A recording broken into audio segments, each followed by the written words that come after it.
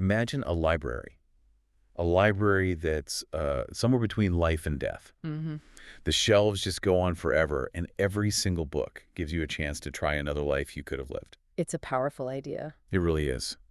That's the hook from Matt Haig's 2020 novel, The Midnight Library, and that's what we're doing a deep dive on today. And it's a concept that hits so hard because it taps right into that really painful human question. What if? Exactly. What if? Haig takes this huge sci-fi concept, but makes it so personal. We follow Nora Seed, who's just completely drowning in regret. She's lost her job, her cat just died, her relationship with her brother is a mess. Yeah, she feels like her life is, a net negative, so she attempts suicide. And that's what lands her in the library. Run by her old school librarian, Mrs. Elm, of all people. And so our mission here isn't just to recap the plot, but to really get into how Haig uses this multiverse idea to talk about regret. Right, so the mechanics are pretty fascinating. Mrs. Elm explains that Nora can just pull a book off the shelf. And live out a different path. And if she finds a life where she's genuinely happy, she can stay. That's the goal. But she can't just invent a life, right? It has to be based on a choice she actually could have made. Precisely, and this is where we get the first big lesson. Her cat. Her cat, Volts.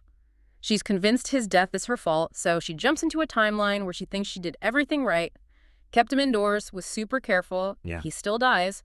Turns out, in every possible universe, the cat had a heart condition. Restrictive cardiomyopathy. Wow. So it was never her fault. Never. It's this brutal but really necessary point that some things are just inevitable. You don't control everything. That's a huge weight off her shoulders, I imagine. So after that, she starts testing out some bigger what-ifs. She does. First, the quote-unquote responsible choice.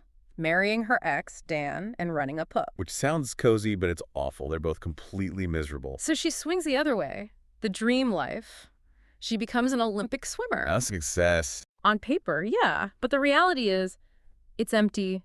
She's lonely. Her dad, who's alive in this version, is just so overbearing. It really pulls apart that idea that achievement equals happiness. Then there's the wild choice. The glaciologist. In Svalbard, of all places. And that's where she meets another slider, another person jumping between lives. But then she almost gets attacked by a polar bear. And in that moment of pure terror, She realizes she doesn't actually want to die. She wants to live. She wants to survive. that's a turning point. Hmm. But it seems like every better life has a catch. Yeah. Like the rock star life with her brother Joe. You'd think that would be the one. The thing that fixes their relationship. But in that world. Joe died years ago from an overdose. Just devastating. So is there any life that works? Well, she does find one, a seemingly perfect one. She's married to a surgeon, Ash. They have a daughter, Molly, and she actually feels happy. The end game. You'd think so, but she feels like an imposter, like she's stolen someone else's happiness. And she realizes her original root life, as messy as it was, it had value. People depended on her. And then the library itself starts to fall apart. Yeah, it's collapsing as her root life fades. She has to make a choice, and she grabs a book and just writes, I am alive. And she wakes up, back in her original life. Nothing has changed externally, but inside, everything has. Everything. She calls her brother. She reconnects with people. She didn't change her circumstances, she changed her perspective on them. Now, critically, the book was a bit divisive, wasn't it? It won the Goodreads Choice Award, massive bestseller. Huge. But some critics, like over at NPR, felt it kind of tamed the multiverse. Hanged it. What do they mean by that? They felt it simplified these massive chaotic possibilities into a neat therapeutic lesson. I can see that. It's definitely more of a fable than, say, hard sci-fi. Exactly. It's all about how we frame our own stories. Nora realizes her life isn't some tragedy. It's just a story that isn't finished. That is a really powerful place to end up. So here's a thought to leave you with.